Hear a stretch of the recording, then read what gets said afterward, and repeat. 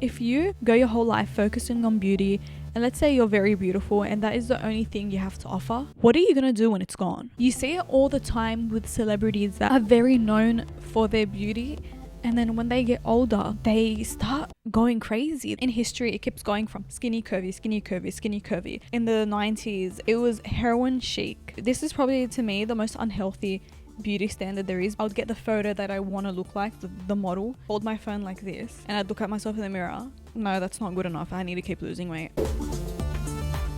Hi everyone, welcome back to another episode of Why Though.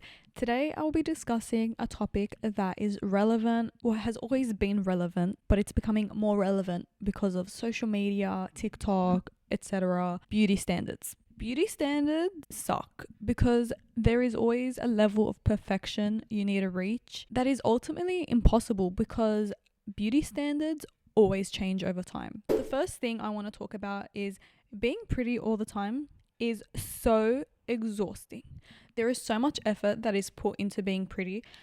Hair, makeup, clothing, nails, lips, eyebrows, shaving, tanning. That is just the things on top of my head. There is so much more that you need to put into being pretty. And this reminds me of like when you go on TikTok and there are some girls you're like, oh my god, they're so pretty. How is someone that beautiful? And then they show that this is me online, this is me posting the photo, and then it's like them looking so hot, and then it shows them ugly, or not ugly, but you know, no makeup, just in bed, whatever. And that just shows you that all of these Instagram people and just people in general, just they take so much time and effort to look that pretty. And me growing up, I never understood that. I just thought you're just pretty or you're not. Like there's no in between, you're pretty or you're not. There is more than you see online. And I think, look, everyone has been saying that. You've heard this message 100 times. There is more than social media. Social media is fake. People put their highlight reels on their Instagram. No one shows the bad times, whatever. But it is very true. I 2 years ago tried to be an Instagram influencer for a bit and it did not work out well. I tried to take really nice photos every single day and I was like, why do I not look like Molly May? Why do I not look like Tammy Hembrow? Why do I not look like these girls that have the big hair, the flawless skin? Like their skin looks like a glazed donut. And I'm like, why do I have dry skin?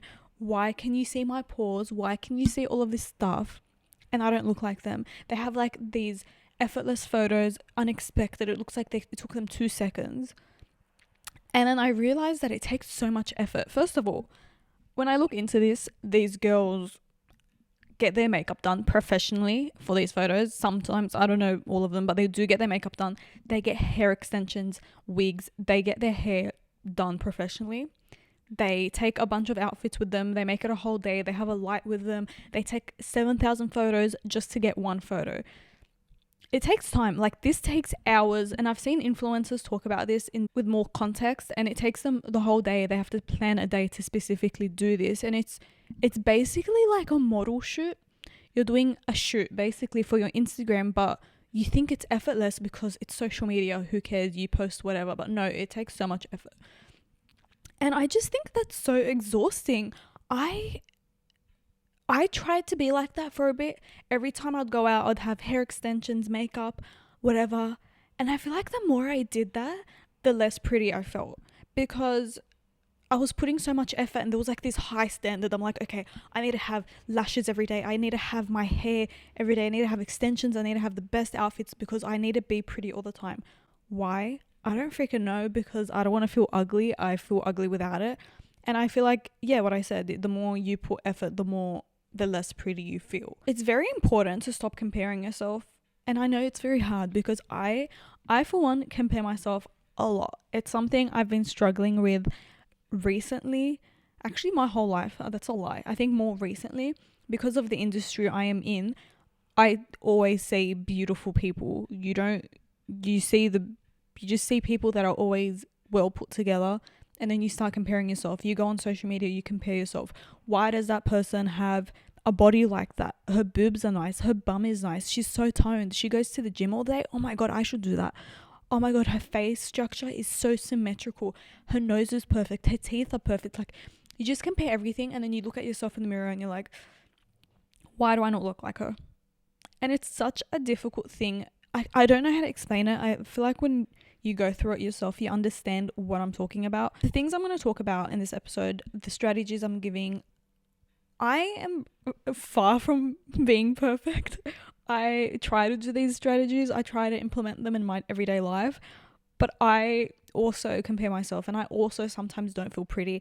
And I also go through these phases, whatever. Like, I have not succeeded with not comparing myself, because I think it's very difficult when your phone is on you all the time, you're on Instagram, whatever, and it's like, it's just very hard to not do that. I want to talk about my journey with beauty. The reason I'm doing this is because maybe you could relate to it.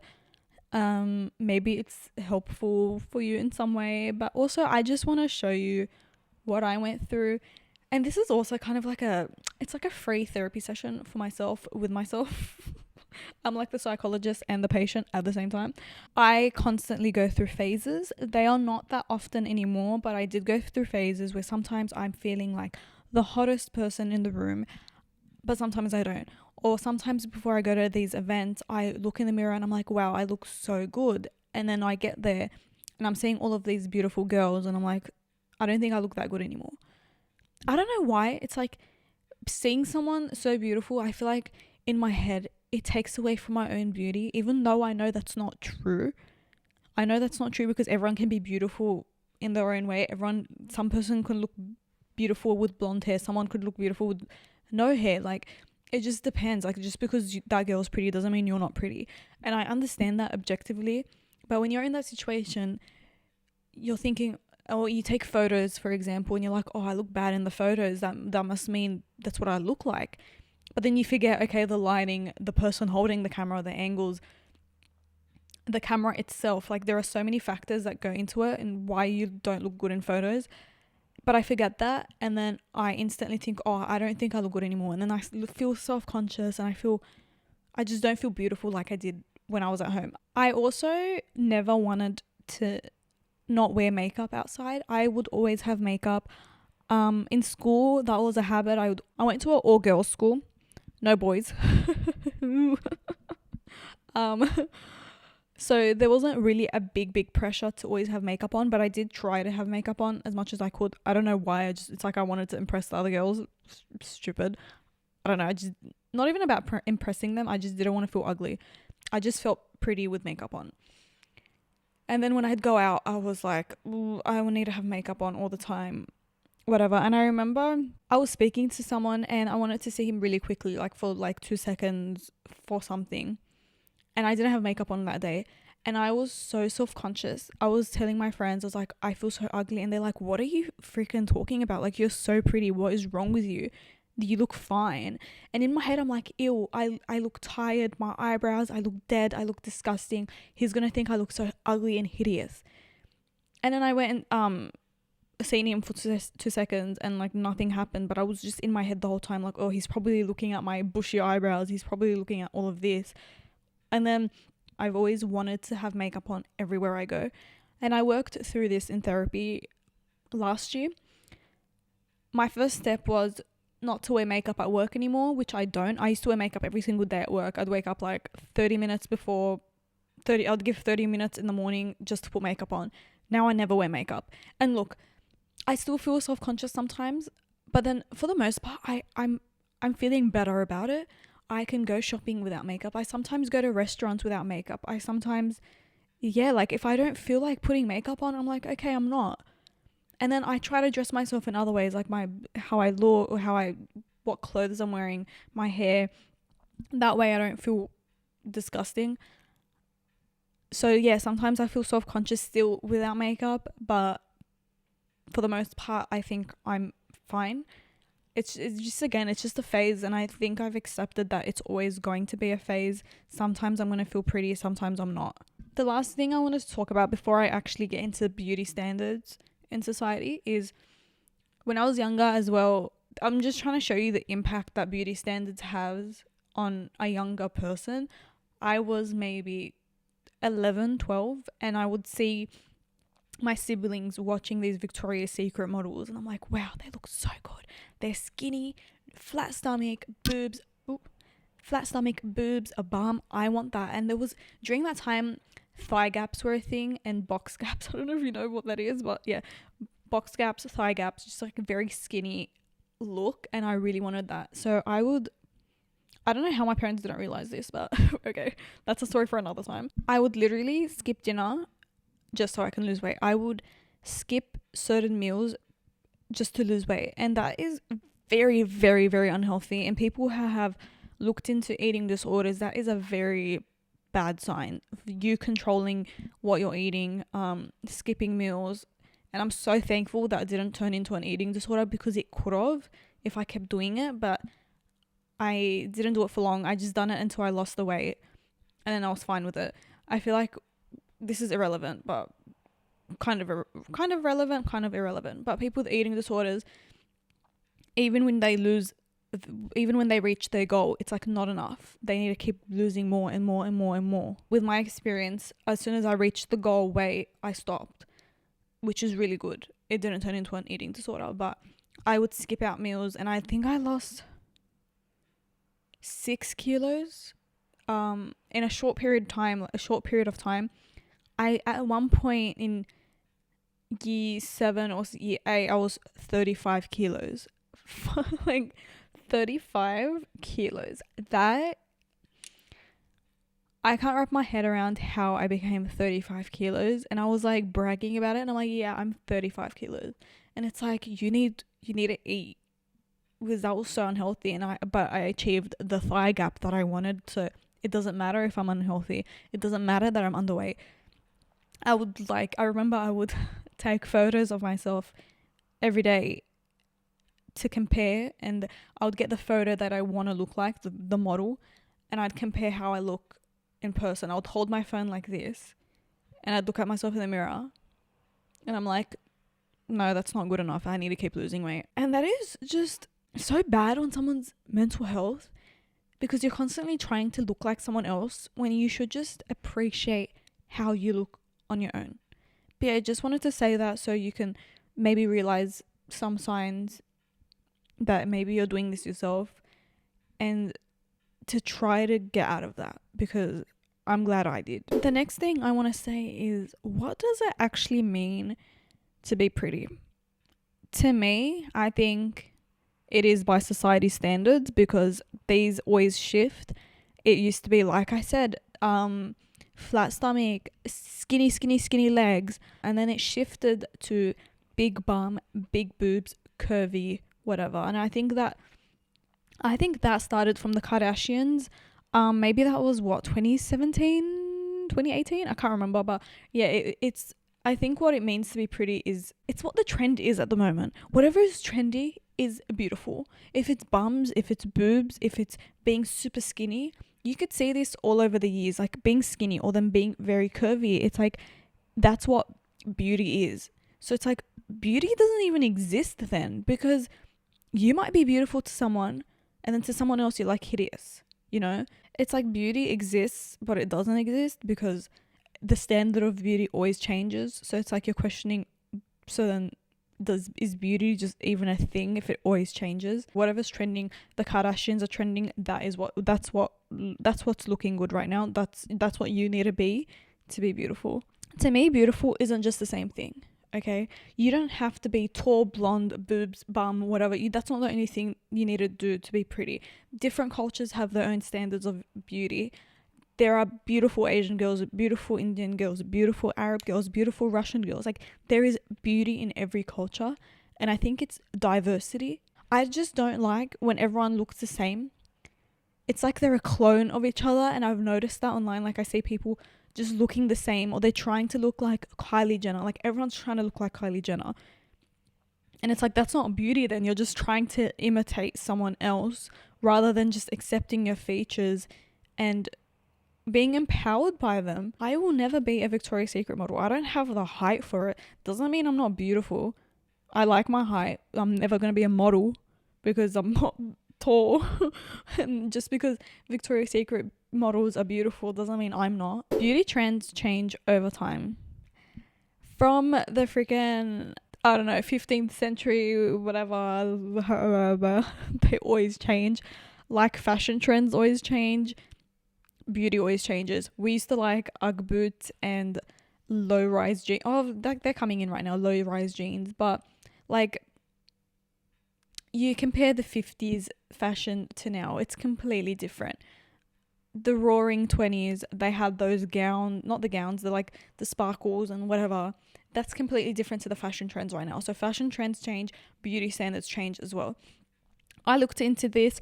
These articles may not be accurate 100%, but this is what I found online explaining beauty trends in decades. And I want to talk to you about someone called Anas Al-Dole. Dole? I don't know how to pronounce her name. I could be butchering it. I'm sorry. I'm going to put her name on the thing and I'm going to put a photo of her. You guys may have seen this woman before on social media. She's known as the princess with the mustache. 13 men committed suicide because she rejected them. And she had at least 150 suitors.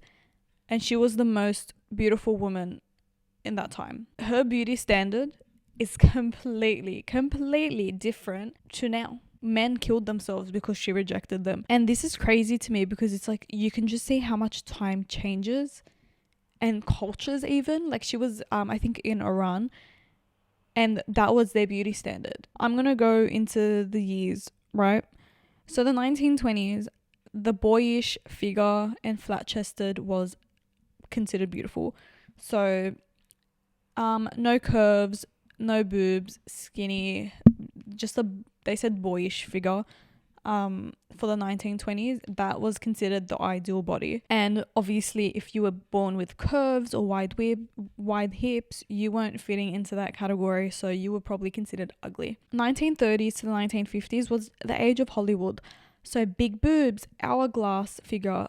And this was 10 years after the 1920s. So from 1920s to 1930s, it was the boyish figure. And after that, everyone wanted big boobs. Can you see this pattern? I feel like in history, it keeps going from skinny, curvy, skinny, curvy, skinny, curvy. They really like skinny people and then they like curvy. And you can see that in the 90s and then the 80s compared to now. They really liked really skinny girls and then now they're like really curvy girls. So it's like it always changes. In the 1930s to 1950s, this was like when I think Marilyn Monroe was a huge thing and she was obviously curvy. And she was like a sex icon and everyone found her beautiful and that is what was beautiful. And then everyone in the 1920s was not beautiful anymore because you need big boobs now. So 1980s was the supermodel era, athletic, tall, toned arms. So I'm assuming this is like similar to Victoria's Secret type of people, just athletic looking, look toned, they're tall. 1990s, I don't understand this era at all. It was heroin chic. If you search this up, it is very, very, very skinny. Like you need to look almost sick from how skinny you are. This is so unhealthy. This is probably to me the most unhealthy beauty standard there is because you really need to starve yourself to look like this. And some people are born that skinny, so whatever. But a lot of people aren't. And for you to be that weight, you can't eat shit. Like, and you need to like, I don't know, be smoking 5 decks a day to be that skinny. That's why it was called heroin chic because it looks like you're on drugs. That at a time was considered beautiful, And I'm not saying there's anything wrong with being that skinny, but it's just the fact that they said heroin chic, like you need to look sick, like skinny to the point where you look physically sick. That was beautiful to them. Moving on, okay, so to the 2000s to the 2010s, from what I remember, because this was like my generation, thigh gaps, box gaps, thigh gaps, boobs, flat stomach. That is what I remember I used to see on not Pinterest, Tumblr a lot. I seen it in movies, TV shows, celebrities. They were all super, super skinny. They had the thigh gap, like kind of like, I used to look at Ariana Grande a lot because she has like a big thigh gap. Like your thighs cannot touch. If they touch, you're fat. That's how the mentality was back then. Like your thighs cannot touch. It moved into 2017, I think, where Kim K was a big thing. Was it 2017, 2016? It could have been any of those times. I don't remember.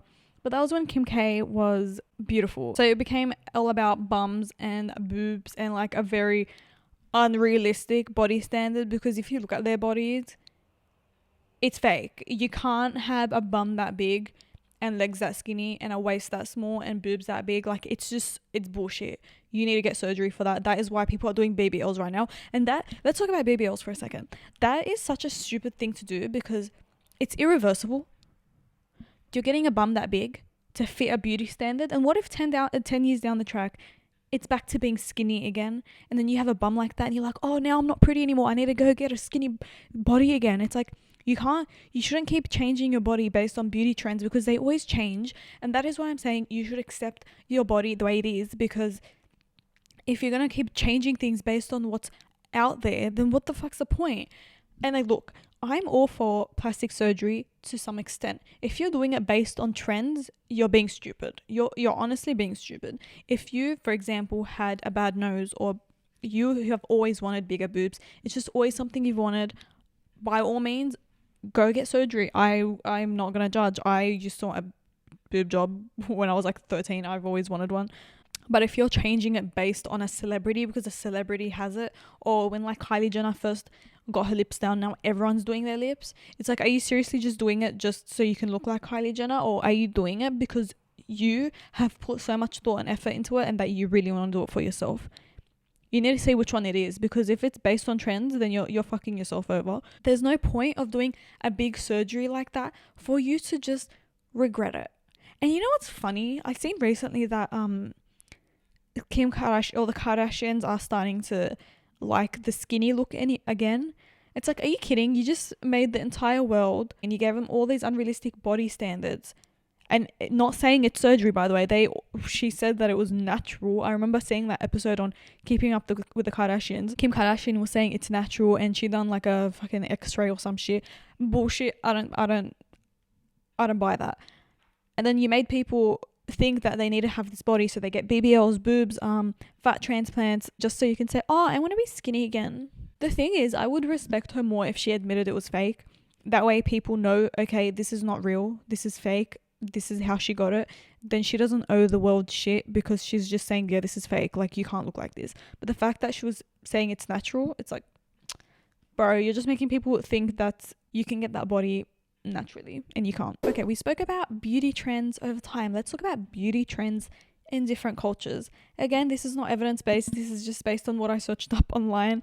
I found that beauty standards are very different in cultures. The area I grew up, it's always been, ooh, boobs, bum, like it's always been that. And it's just the Arab culture in Sydney. That's just what they want. They like the fake look, and that's like what I always thought was normal. And then you don't think that if you go to France, their beauty standards is different, and you kind of just like don't understand why they would think that's beautiful when you've always grown up with that. But I guess it's just you find like whatever you're comfortable with is considered beautiful to you. If you're not comfortable with a certain thing, then you might not think that's pretty. And because I grew up around that whole thing where it's like, you need to have boobs, you need to have a bum. Let's go on with the first culture. I heard French people love tall, skinny girls. I don't know if that's true. That's just what I've heard. Tall, skinny girls. They don't like short girls. So it's like, they're going to think I'm ugly. It's crazy because for me here, it's all about short, slim, thick, or thick girls. It's not really considered beautiful to be tall here, but then you go to France and it's like you need to be like Victoria's Secret. South Americans, similar to the guys here, they like the hourglass look. There is a big emphasis on bum and muscular legs.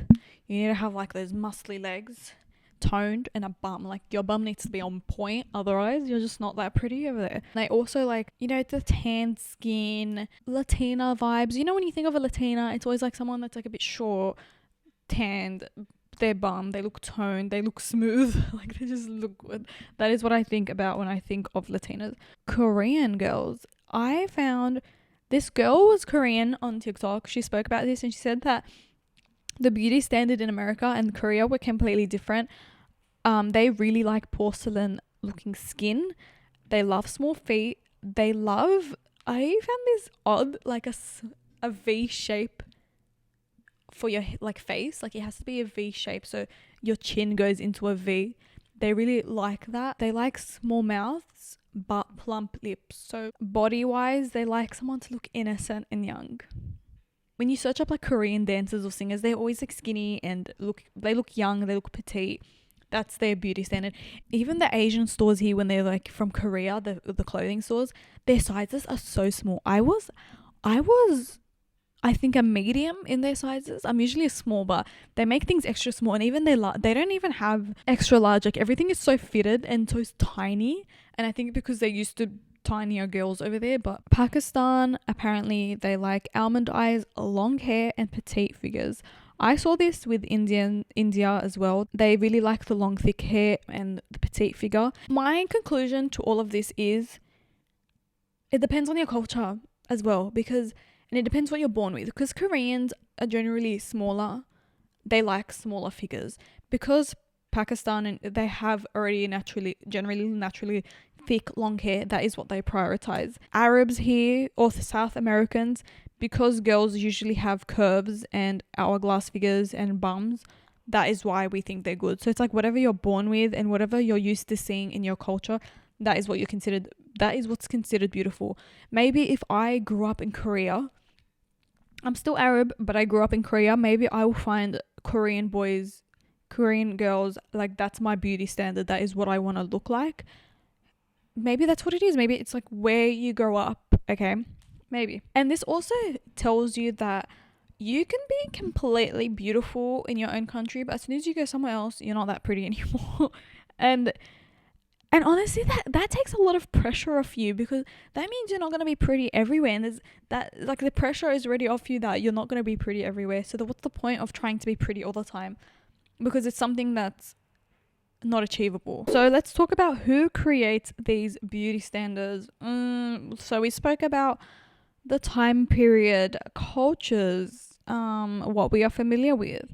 Depends where you live. But also, you guessed it, social media. Ooh, social media changes everything. You see celebrities, you see influencers, you see everyone from all over the world, and you kind of merge into one Kim Kardashian looking person, because that is what you see online. Magazines used to be a thing, what you'd see on the cover of Vogue, the skinny girls, the filters. Oh my god, can we talk about filters for a second? Please. Filters on Instagram, I just cannot deal with them. You put on a filter on Instagram and you're like, wow, I look so good. And then as soon as you take it off, it's a completely different person. The filter is so fake and so edited, it makes you think you should look like that, but no one looks like that. And if you do, you're so lucky. But no one looks like an Instagram filter unless you put tons of makeup and you put so much effort. I remember Snapchat before they had the filters.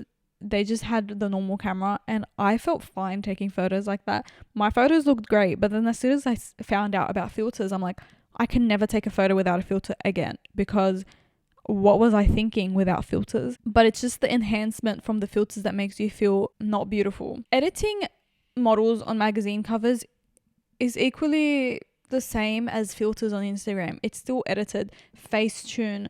I've seen videos of girls, they do their makeup and it's like so edited and their skin looks so perfect. Just doing the same thing as what was done on magazine covers, except it's on social media. Like, social media is fake. The filters are fake. All of this stuff is fake.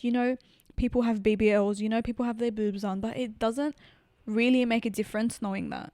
It really doesn't, because it's like your brain is just convincing you that you don't look pretty enough because you don't look like that. Beauty fades. It's cliche. You've heard it before, but it's true. You get old, you don't look good anymore. You can do Botox, you can do a facelift, you can do whatever you want, but you're never going to look like you're 30 again. You're never going to look like you're 20 as you get older. You're just not. You can do as much as Botox and work and stuff to your face. You might look like younger, but you're never going to look like your peak 20s or 30s. Why are we so focused on beauty when it fades? Like, you only have let's say you're pretty from 18 to 40. I'm going to be 40. Let's say 40. How much is that? Let me calculate. 34. So 22 years. I had to use my fingers to count. 22 years. That's just a rough estimate. I don't know. People can be pretty from the day they're born until like 60. 22 years.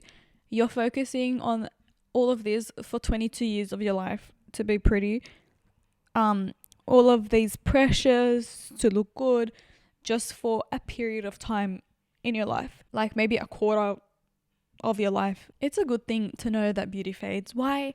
Because you can focus on other qualities in yourself, like your health, your personality.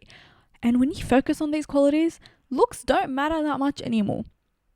It's like when you like someone and they're not that attractive, they're not your standard guy or girl. And then you know their personality and you're like, wow, this person is so attractive.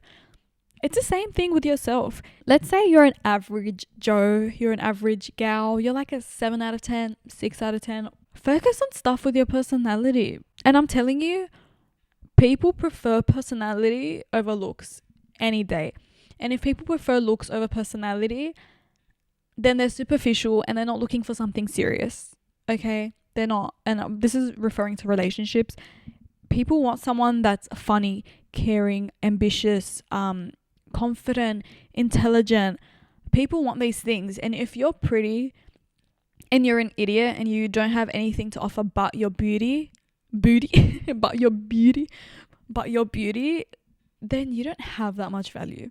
You should watch the movie I Feel Pretty. It's about this girl that is very insecure. She's a bit chubby, and she ended up like some magic happened where she felt confident and she felt like the most beautiful girl in the world. And it's like she still looked the same, but her confidence radiated across the room.